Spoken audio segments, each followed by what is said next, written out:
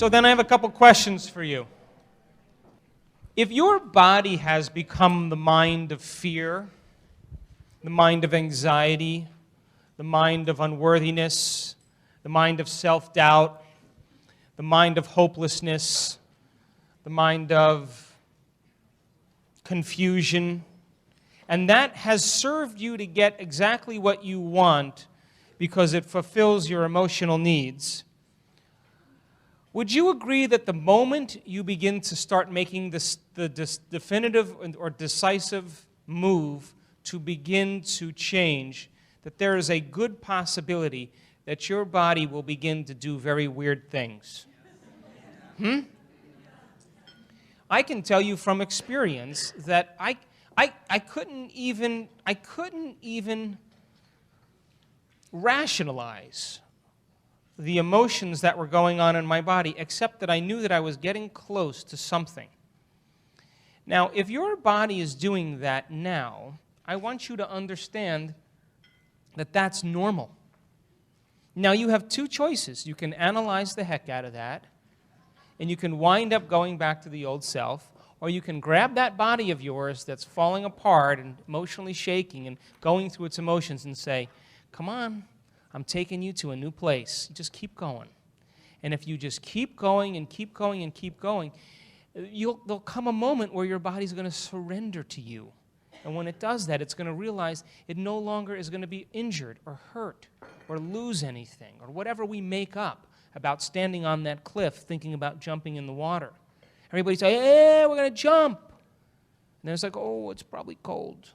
Yeah, there's things swimming in there, and the wind's blowing the wrong way, and or whatever else we make up about making the move. Your knees start to shake.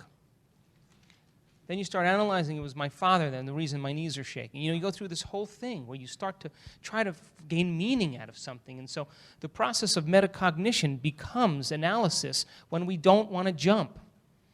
And my recommendation is to understand that and keep moving. Because here's my question. As you're getting up close against that, and your body is beginning to realize that you're climbing back on the throne, if you stop and you begin to get lost in other ideas or lost and distracted by other information or distracted by the external world, would you agree that sooner or later you're going to have to deal with that?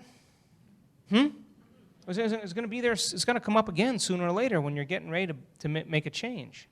But remember, if you begin to view your body now as the element of a servant or the animal that you've trained, when it starts to get afraid, you're going to grab that dog and you're going to pet it and you're going to love it and you're going to make it go and do what it's doing and realize that there's nothing to be afraid of.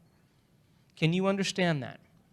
So then, would it be a good idea to continue on a little longer? Because right on the other side of that fear, right on the other side of that confusion, right on the other side of that doubt, there's a whole new realm that is where your body's liberated and you're off in a new life. Is that possible?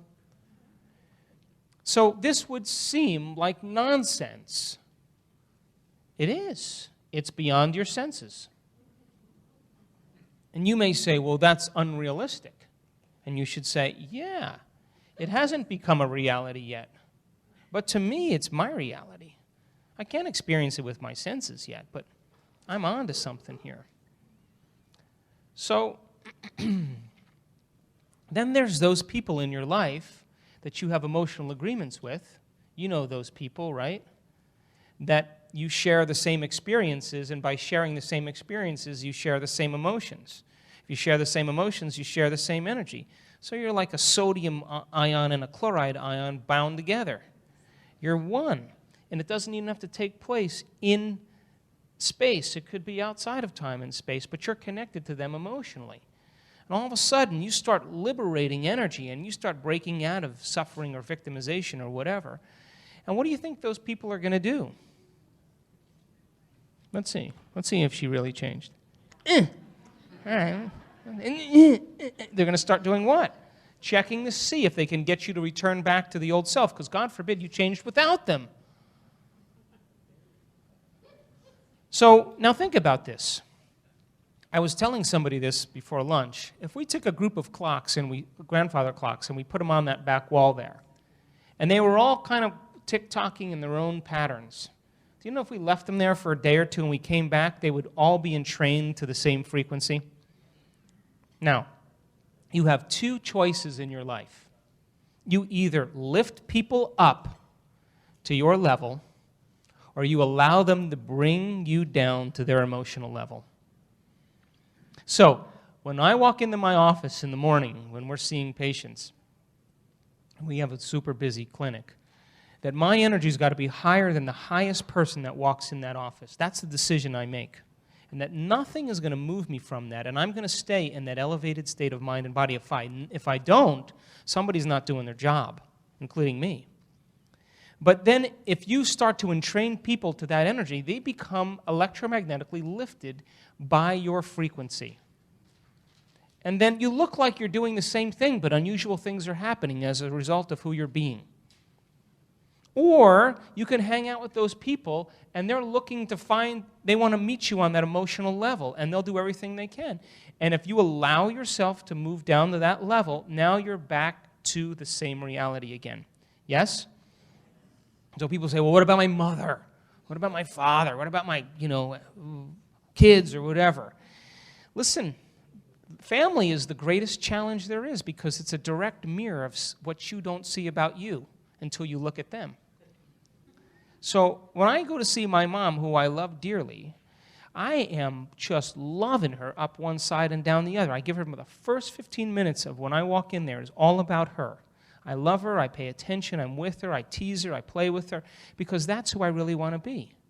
And then I begin to bring her up to a new level. That's where I want her to be when she leaves, where she's happy and inspired. So if you're then having emotional agreements with people, that you continue to keep going because you've had similar experiences or a lot of similar experiences. When you start to show up as an unknown, they're going to be threatened by that because now they're not getting their affirmation through you that they can begin to connect to the same emotion that's defined them. Does that make sense? So my son, he came during Christmas, and I kind of noticed all these things about him, my 21-year-old, and he's a super smart kid, and he's great, and great grades, dean's list, and all that stuff, and loves to surf around the world, and I kind of noticed a couple things with him and his girlfriend, and it's Christmas time, and he's over there texting back and forth and talking to her on the phone, and I kind of have one ear to the track. I'm listening to what he's saying, but I'm not really paying attention. Basically, his girlfriend's insecure. And she's a beautiful girl. And he spends half of the time trying to convince her that he loves her. So here he is, a happy guy. Here she is insecure. So then the moment he drops down and matches her at that level of insecurity, the moment they meet, then she gets happy. And where's he? I said, you know what? Listen. We were driving back from the airport, and I said, I want to teach you something. And I talked about a time in my life where I was going out with a girl, and I did the same exact thing. And it was a waste of time. But I told him the whole story. And then I said, you're a genuinely happy person. You should never compromise your happiness for anybody. Because if you compromise your happiness, every time you compromise something about yourself, you lose a piece of yourself. And at the end, you wind up down here, changed, and this person leaves or goes on to another life, and you're all of a sudden feeling like you've been ripped off. And you have been. I said, you have two options. Either you stay here and she rises up and meets you at that emotional level, or you stay here and she doesn't. But you're still happy either way. You understand? So your job then is to be able to maintain a modified state of mind and body your entire day. And you should want those challenges. You should want them, not resist them, but you should want them so that you can test yourself to your greatest level. And the moment instead of you resisting them, you start calling them through, you're so prepared for them that you move through them like pages in a book. If you're resisting them, you don't get through the page. Do you understand? So when your behavior begins to match your intention because your mind and body are in a state of being, you're demonstrating life from a new personal self or new identity. If you're in that state of being, you're more prone to do things and think things equal to who you're being. So Does that mean you shouldn't go out in life and experience and make choices? No, you do all of that. You keep doing that. And you keep engaging and you keep modifying your behaviors. But you begin to become astute after a certain point, because as you sit there and do the work and you overcome an aspect of yourself, you can begin to recognize it in other people because you've overcome it in you. Does that make sense? So instead of knee-jerking and have a judgmental reaction, you have love for them because you see, God, I was just like that just 2 weeks ago. I'm so glad I'm not that person. How can I help this person? What they need is love. They don't need my anger. They just need a little bit of encouragement. And you begin to change because you realize that was you at one time. How many people understand that? And isn't that called compassion? So how do we change the world then? Change yourself. What about playfulness now? This is not a serious thing. It's only serious when you can't overcome. But if you've made up your mind that you're going to overcome, it becomes a playful game. You can't sit down there and create a new identity, and then from that new identity or that new personality, that you create a new personal reality. And then you get up and you walk around frustrated and mad at everybody. That happens. That happens. But if you create in a state of joy and inspiration, and then you live your life in the same energy of joy and inspiration, the fact that you're living in the same energy is drawing the experience to you. How many people understand that? You understand that then? So then, as you begin to do this and you start getting playful, everything that's ever happened to me, 90% of the times, I am the goofiest, silliest person when it happens. I'm kind of playful and I'm loose and I'm laughing and I'm light and I'm just neuroplastic is the best way I can describe it. And I'm not hung up. I'm not even thinking. And then boom, something happens and I just go, oh my God. Of course, the next thing you say is, did anybody see that? That was amazing. And when things begin to unfold, what happens is you start to become so woken up in the present moment that when you're caught up in the present moment of whatever's happening, in the experience, you can look back at your entire life to the time you were a child, and you can see how everything was so important for this moment.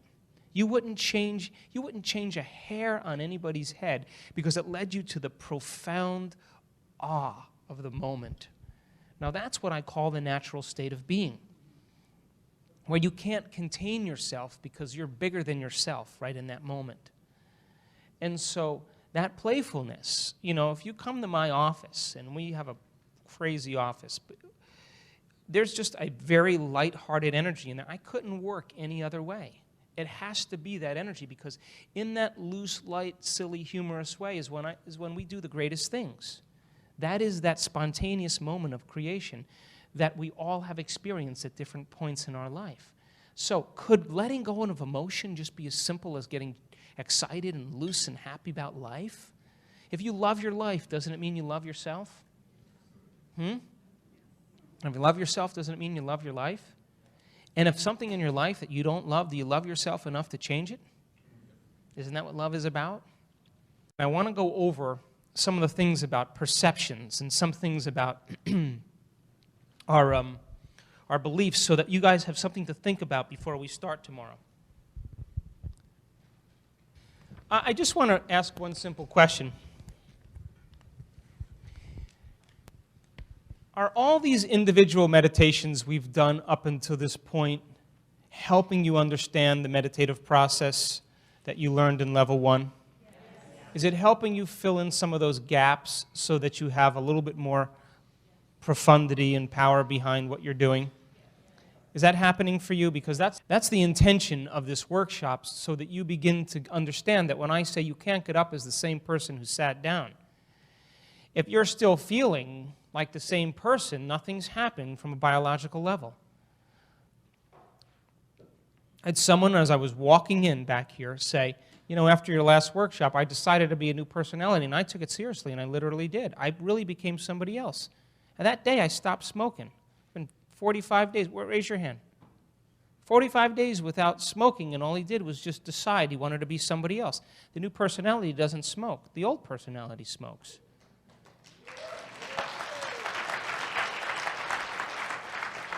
What about my guy who had diabetes? Raise your hand. He decided to become somebody else. Started to think differently, started to move differently, started to eat differently, changed his personality, changed his personal reality. Can it be that simple? But if you go back to your life after this weekend and you start doing the same things and thinking the same thoughts and getting sucked into the same emotions, are you the new personality or the old personality? And what about, when you get in that righteous moment of your ego saying, how come my life isn't working? Well, who's asking that question? That's the old personality asking. The new personality could never ask that question. They're too busy being it. Does that make sense? So we learn a bit of knowledge. Have you learned a little bit of knowledge in these two events? That knowledge then sets you up for an experience, but you have to apply that knowledge. Would you agree? Once you set yourself up for an experience, that experience then produces an emotion. Would you agree? Nod with me. It's going to be over in a second. Oh, I'm getting silly. Then the emotion then produces understanding. You begin to realize that you actually created the experience by some thought, action, behavior, or emotional state. That understanding then produces what? Wisdom. And the wisdom then allows you to evolve your understandings. And now you have that wisdom, you apply it back to your knowledge base so that you can have a new experience. Does that make sense? So, there was a time in my life where I just wanted to keep having out-of-body experiences. It was fun. But every time I had my first out-of-body experience, I finally came out of my body and I was like, yes! Then I looked at myself and I went, oh, there I am. And boom, I went right back into my body. And I said, well, what piece of knowledge can I use that I learned from quantum physics to have a new experience if it happened again? Oh, well, that makes sense. I'm really not my body. I'm the consciousness that inhabits my body. The next time that happens, I begin to rehearse, I'm not going to look at my body. I'm going to move away from it. So then the next time it happened, I started moving away from my body, and then I got a little far from my body, and then what did I say? I'm getting a little far away from my body. The moment I said that, what happened? Back in my body. Then what did I say? Wait a second. What piece of knowledge can I apply in quantum physics? Well, I'm out of my body, so I'm beyond time and space. It's a thought world. Whatever I think, that's where I'm going to be. So then I go up to the wall the next time I'm out of my body, and I say, I think I'm going to go through this wall. The moment I start thinking, well, geez, I wonder if I could go through the wall, what happened? Back in my body, because I'm already vibrating faster than the wall. If I ask if I could go through it, then I'm thinking I'm vibrating at the same speed. So then I start to think about what piece of knowledge in quantum physics. I'm vibrating faster than the wall. I'm going to put my awareness on the other side of the wall. So the next time I'm out of my body, there I am. I'm standing next to the wall. And then I think, well, hell, maybe I'll go through the window. That looks easier. So I slide over towards the window, and as I'm going through the window, it's a double-pane window, and I think, well, what if I get stuck between the double panes? And I get stuck between the double panes, and I'm like, and the next thing you know, I'm in my body. You think this is the truth. So then I go, the next time that happens, I'm not going to think about any of that stuff. I'm going to go way out into the backyard. The next thing you know, boom, I'm out of my body. I'm not going to look. I'm going to move away. I'm cool. Go up to the wall. No, I'm going to go through the window. I go through the window. Now I come through the window. I come out the other side. And instead of my backyard, there's a huge white mansion with a big lake in front of it and this big circular path and people with top hats and petticoats and, stagecoats. I'm thinking, this is in Kansas. Oh, my God. But that was a whole nother reality superimposed on my reality. So I had to go back and learn another bit of information. How far can we go? Is there an end? So we then have to, when we begin to have new experiences and we realize those experiences are producing new emotions and those emotions, and we understand how we created them. And then we get the wisdom, and then we begin to file that information back in, and we begin to learn new information. It keeps evolving our experiences. And that's called life. But if we keep experiencing the same emotion every single day, over and over again, we begin to move into a state of dis-ease because we keep signaling the same gene and we begin to wear that gene out sooner or later. You still with me? So, our thoughts and feelings are created from our memories. And now if you take a series of thoughts and you string a thought and a feeling, a thought and a feeling, a thought and a feeling together, and you keep repeating the same thought that's connected to the same feeling, and you keep doing that over and over again, the redundancy of that cycle creates an attitude. So if you have a series of bad thoughts that are connected to a bad feeling, what do you have? Bad attitude, right? You have a series of great thoughts or unlimited thoughts that produce different types of feelings. You begin to feel what? Unlimited or great. You know, hey, I'm doing pretty good today. So your attitude then is defined by how you think and feel. But if you start clustering attitudes together, an attitude, an attitude, an attitude, an attitude, and you keep repeating the same attitude over and over again, it begins to form your beliefs about things. And so can you see then your beliefs are just a repeated set of feelings and thoughts that we continuously wire in our brain and condition our body to be as. And so to step outside your current beliefs means you have to step outside of how you typically think and feel. Does that make sense to you? And if you string beliefs together, our beliefs then form what we call our perceptions. And our perceptions are involved in all the choices we make, all the relationships that we have, all the creations that we manifest, and all the behaviors that we live by. So then, if we wanted to change our perceptions and our beliefs, we would have to change our attitude or the way we think and feel. And one of the main ingredients that allows us to do that is knowledge, because the knowledge then acts as a new specific set of circuits that you can begin to use in new ways to perceive what's always existed, but you never had the circuitry to perceive. Think about the wine connoisseur who's fired and wired over and over again, thinking about the wine, learning about it, smelling, experiencing, reviewing, getting feedback, repeating the process, paying attention. Would you agree that they begin to develop refined circuitry in their brain? That they begin to perceive the subtleties of the wine that always existed? Yes?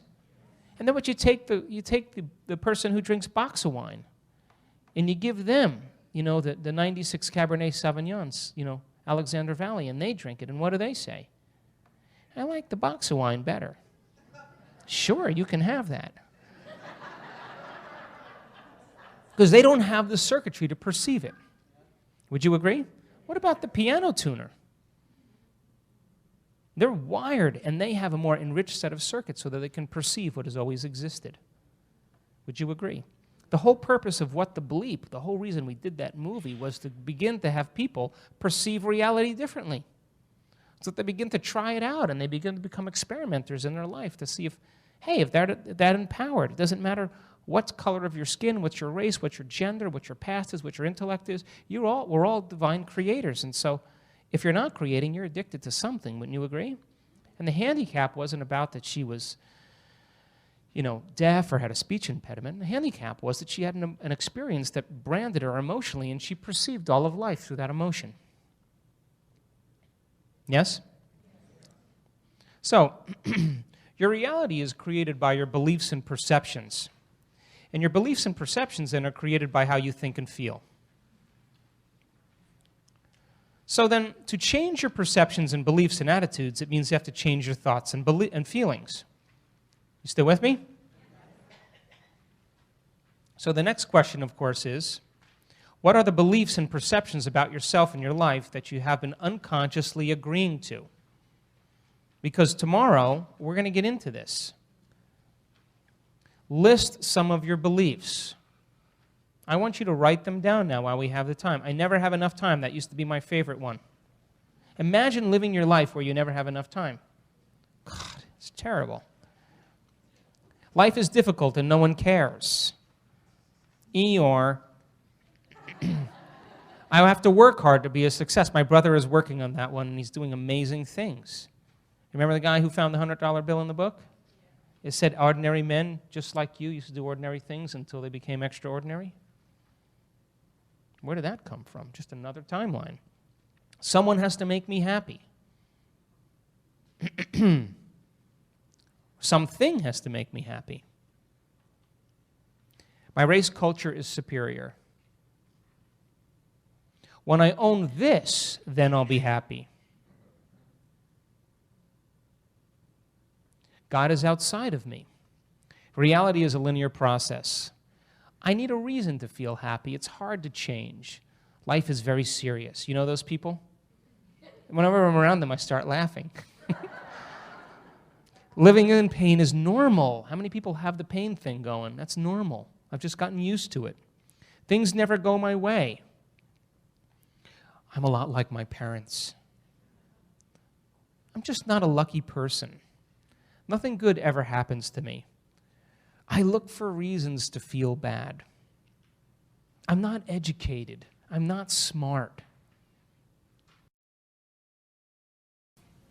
I want you to take a few moments now and list some of the beliefs about yourself that you're clinging to.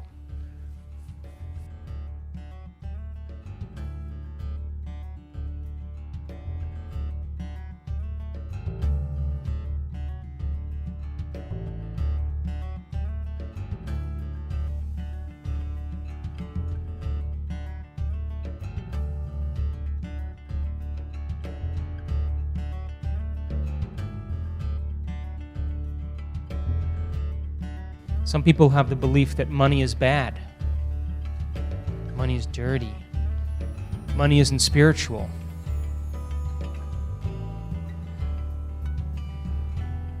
When you age, you slow down.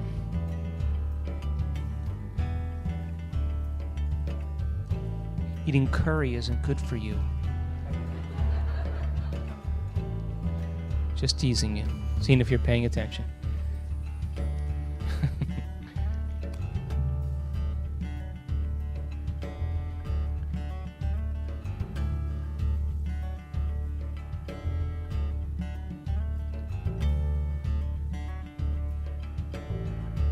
Some of those beliefs, because those beliefs are how you typically think and feel. When people say, well, I don't know my beliefs, I said, you know what the best thing to do is? Close your eyes for about an hour and just observe your thoughts. Those are your beliefs.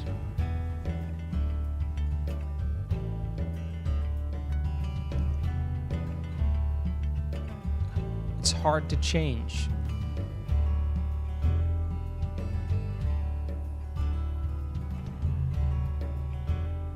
I can't trust anyone.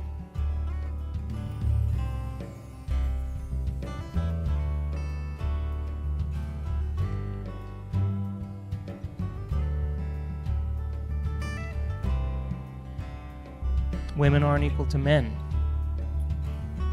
These are beliefs that people live by, and they act as if they're true.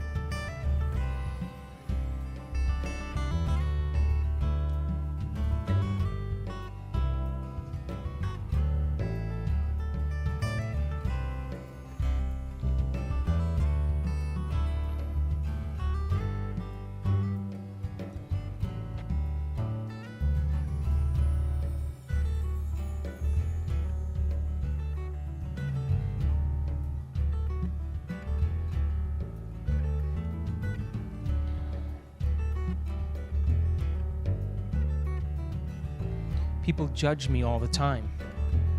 You know that paranoid state of mind? Where you think somebody's always judging you? And then you go up to the person that you think that's always judged you and you say, geez, I feel like you really judge me. And they say, what? I don't even think about you.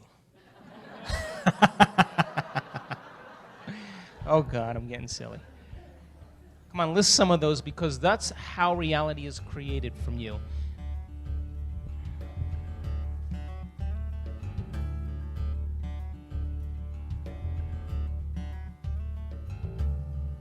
So now I want you to think about where these beliefs and perceptions came from. Where did they come from? They come from something your mother told you, something that... my mother, to this day, still... I got on the phone with her the other day. She said, what did you do today? I said, I spent 10 hours reviewing my book. That's bad for you. I said, why? Well, because you're staring at the computer. I said, yeah, it's probably not the best thing for you. She said, did you wear the laptop on your lap? I said, no. She said, because that causes cancer. I said, okay, thank you. And did I tell you someone else is dying? No, he didn't tell me, Mom.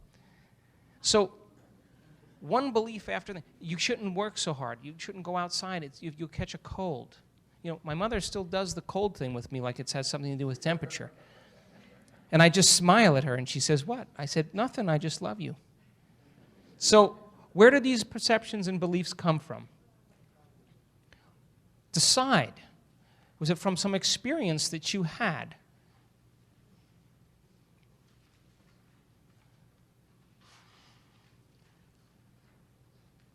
Now, here's the important point. I want you to pick a couple of those beliefs and decide if they're true. Or did you make them up? Because think about this. The belief that you have is different than the person next to you. And because your beliefs are different than them, they have a different reality. So then, of course, by deduction, is it possible that if you changed your beliefs, you could change your reality? Yes? So what belief that are you holding on to that you don't want to hold on to any longer, that no longer serves you? We do this in our office all the time. People come in and say, I can't get pregnant. Really? Yeah, I can't get pregnant. Well, who told you that? My doctor. Why? I don't know. Tell me I can't ovulate. Really? So we start talking to them about stress, and we start talking to them about their bodies, and we start talking to them about nerve interference, and we start talking about nutrition, and we start balancing their bodies out, and bingo, they get pregnant. It was just a belief. So what beliefs do you have about you? And then, do you want to continue believing and perceiving yourself and your life this way? If the answer is no, then what do you want to believe and perceive about yourself and your life? And how would that feel? So if you've decided and you've picked a couple beliefs that you want to work on tomorrow, I want you to pick some beliefs that you do want to have, and I want you to play with me. I love doing this with myself. I decided to change my beliefs about the way reality unfolds. I'm working on believing that reality can unfold instantaneously. I want to believe that. I also want to believe that I can touch somebody and they can be healed. I believe that. And there are people in this room that can do it. And I've seen it done. I want to believe that. I just want to change my belief about that. I want to believe that I can do less and do more at the same time. So I'm changing my beliefs about things, and because I'm changing my beliefs about things, I'm asking for feedback in my life. But those beliefs that I'm entertaining serve me when I'm connected to the feeling about them, because our beliefs, the very boundaries of our beliefs, are determined by how we feel. So you say to someone, well, you know, there were other ascended masters besides Jesus. What? Are you kidding me? That doesn't feel right. This is the way I was taught. Well, that's a belief. So what do you want to believe? And now, by the way, you can have any belief you want. What about those people who move themselves, listen to this, they move themselves up and they work themselves up into a religious ecstasy and they drink strychnine? What is up with that? They're believing that the power of the Holy Spirit is greater than their experience of reality. Never get sick or die. What about the people who move into such a state of absolute faith and gratitude that they put the vipers on their arm and they get bit by poisonous rattlesnakes and have no seizures or no paralysis?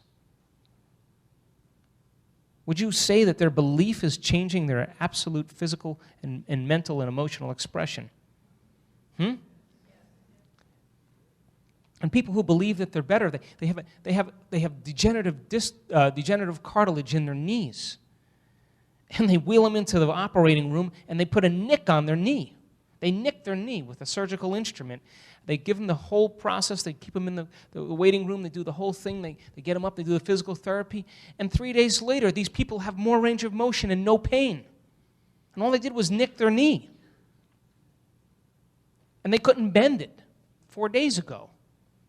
So what belief do you want to change about yourself and your life that's going to lead to a new opportunity? And by the way, when something goes counter to how you feel, you know when your beliefs are challenged the most? When some experience unfolds in your life that's counter to how your chemical continuity has been maintained. And once it goes against that chemical continuity, it stops you in your tracks. And then you have to make a choice. Do I change my beliefs about things? Do I change the way I think and feel? Or do I medicate? Or do I do something else?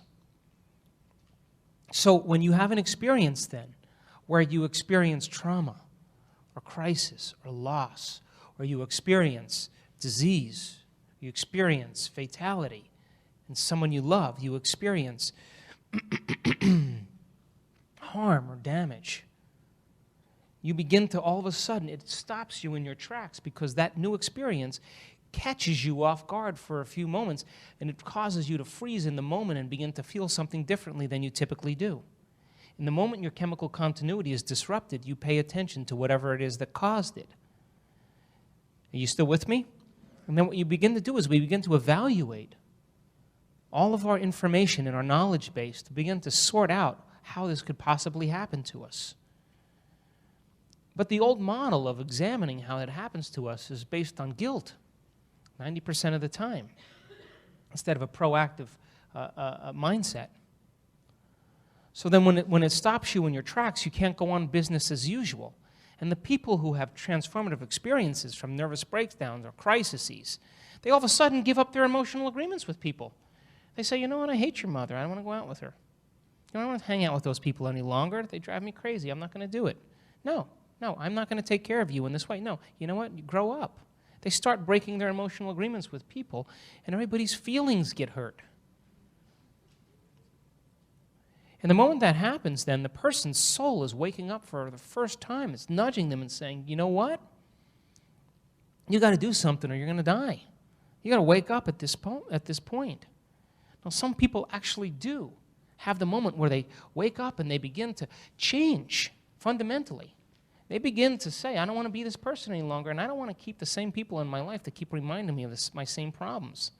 And they start breaking those agreements with them emotionally. They begin to break those contracts that's defined them, that kept the energy status quo, and they have chaos in their life.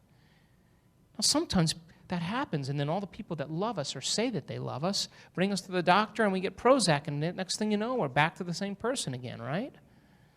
Shaking hands, but underneath it all, feeling something really disturbing or something empty. The other people go out and they buy the sports car, or they buy the boat, or they go on vacation, or they join a new social club, or they do something to make the feeling go away. They're relying on something outside of them. And then when they identify with the new sports car, with the new boat, or the new friends at the country club, or the new place they visited, when the novelty wears off, what happens?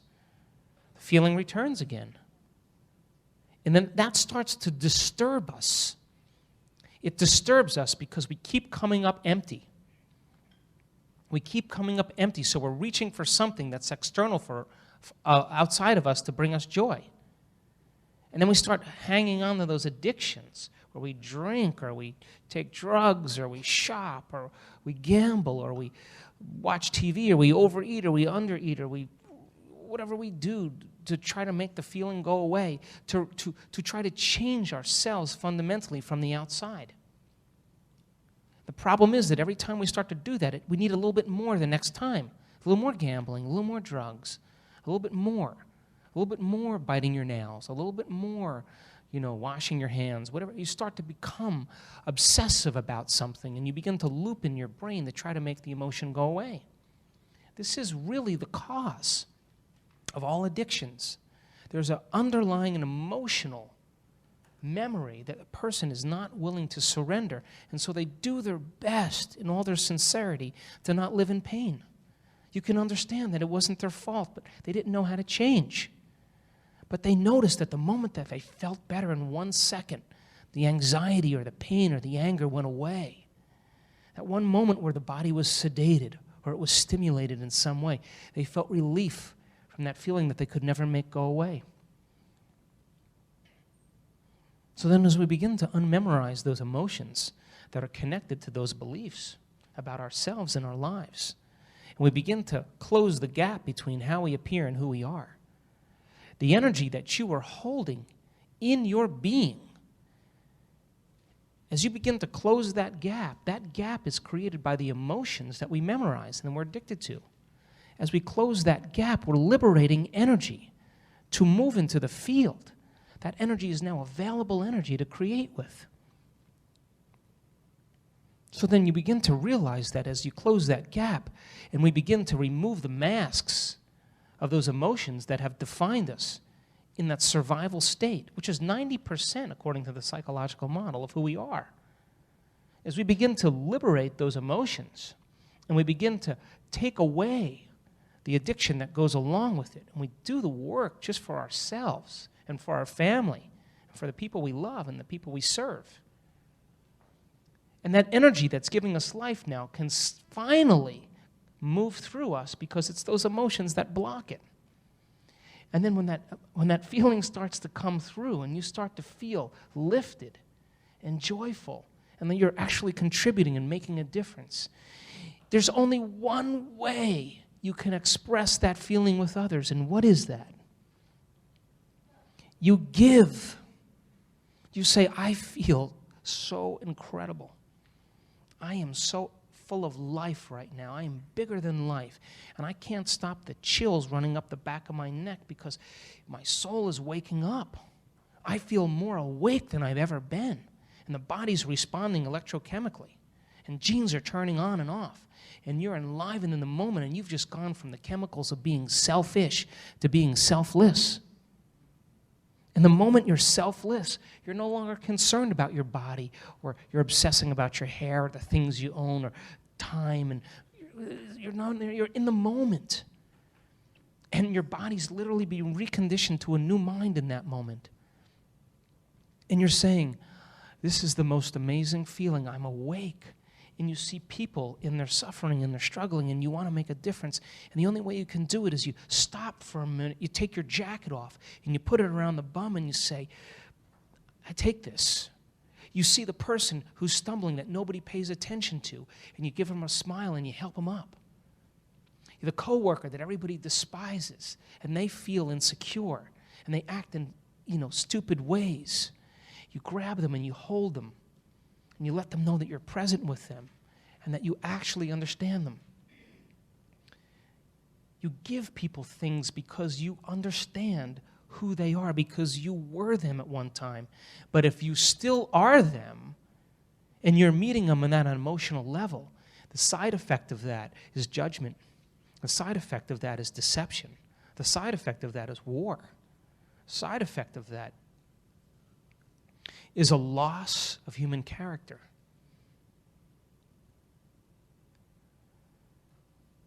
So then, when you begin to contribute in a way because you feel it inside of you, because you're moved, you begin to see a new landscape. You begin to see possibilities that were sitting right above you in the moment, but you could never see because you were too committed to a future based on you predicting how it should be and will be, and you're preparing yourself for that event, or hanging on to past emotions that keep validating why you think you are the way you are through experiences that you remember. Now, here's the amazing thing.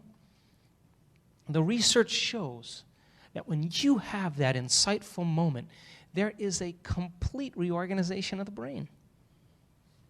Complete reorder. It happens instantaneously. I don't know, you can think of St. Francis as an example. He had a complete reinterpretation of reality in one moment. So when you have that understanding and it happens in 1 second, remember, the brain is the handmaiden of consciousness.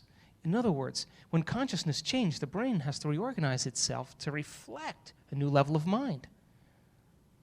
And so you may say, well, I worked on this thing, and my body was going crazy for 3 weeks. And then I say, well, what would have happened if you went 3 weeks in 1 day and you broke through? I didn't think of that. Of course you didn't, because you weren't seeing that possibility from that emotion. So you choose you. You choose you. You wake up in the morning and you decide who you want to be. You wake up in the morning and you decide who you don't want to be. You wake up in the morning and you decide to stay in a certain mood because you stubbed your toe last night. Or someone pissed you off, 4 days ago. You decide to be that. But isn't letting go a phenomenon that is so abstract, it just means a simple way of just saying, I'm not going to hold on any longer? And someone says, well, how do you not feel doubt anymore? How did you overcome doubt? I said, I stopped being doubtful. What do you mean? I said, I just let go. I just decided to not be that. So then this work in progress based on our beliefs is really based on the emotions that we really live by and the thoughts that we repeatedly think. So I'm telling you this because I want you to begin to think about those beliefs about yourself that you really take for granted, that you think are absolutely true. You may say, well, I don't really learn very easily, or school is hard, or, I'm not a good parent, or I failed in my life. Those are beliefs. You let go of that belief. I always say, let go of that belief, and who are you on the other side of that? You're a creative, outrageous individual that's got a zillion ideas and not enough time to enact them all. What's the difference? So, did you learn a few things today? Did it help you to understand the process of personal change? Did we demystify meditation for you to begin to understand what it really means?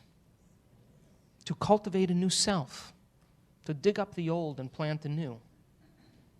And when the body begins to respond, most people, when the body begins to respond as the mind, they react and live in the mindset of trying to analyze it based on the past and the future, which only reinforces the anxiety, reinforces depression, reinforces the aggression, reinforces a cyclic mood problem. You get into the present moment and you become conscious of the present moment and you slow that body down into the present moment. You literally cannot be in that emotion when you're in the present moment. And someone will say, well, that's really hard. Well, what's your alternative? And when you begin to experience joy for no reason, because you conditioned your body to be that way, because you've let go of those addictive states, and at the same time, you began to resonate with a future potential emotionally so well that your body thought it was in the experience ahead of the actual experience. Your body was literally in the future instead of the past. And hang on, by the way, because the moment you do that, things are going to get very different in your life, because I believe, it's my belief, that when I finish my meditation, every time I finish my meditation, I'm no longer here. I open my eyes and I'm here. Everybody looks the same, everybody's acting the same, but there's always something different. One thing. Now, when I know I'm in that time, I want to go to the next one. And the next one, and the next one. So can you condition yourself to believe? What do you want to believe? You want to believe that when you open your eyes in the next moment, that looks like your wife sitting next to you, that looks like your husband sitting, looks like your best friend, but that's your best friend in the alternate timeline, because reality is wherever